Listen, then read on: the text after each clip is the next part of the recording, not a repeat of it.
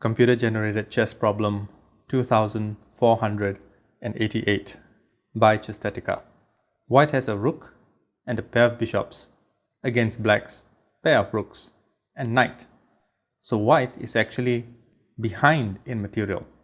The bishop on c5 is in a position to be captured by the rook on a5. What do you think you would do in this position? Bishop to b6 looks good. It moves the bishop out of way and attacks the rook that was attacking it.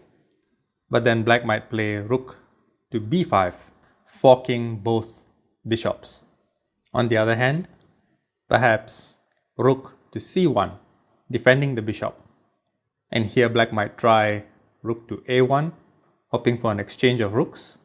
And after the exchange, white can probably draw this game.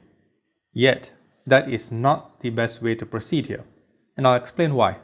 So as you can see from the analysis, this is basically a drawn game, except for one forced mating line, which unbelievably is rook to e7. White sacrifices this rook. After knight captures rook, bishop to d4 check, black has to intervene, white wins back the rook with mate.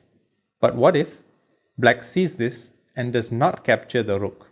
If, for example, knight to b4, well then rook to h7 mates.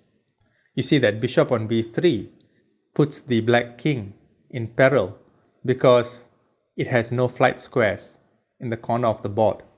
The only thing that was preventing bishop to d4 mate to begin with is the knight on c6. So white's plan is to deflect this knight. And if the knight refuses to move, rook to h7 mates anyway. But what if rook on the 5th rank to a7? Now what? Well, bishop captures rook, and if knight to d4, either rook to h7 or bishop captures knight mates. If knight to b4, the same thing is true. And of course, if knight captures rook, as before, bishop to d4 mates on the third move. I hope you enjoyed this one. Until the next one.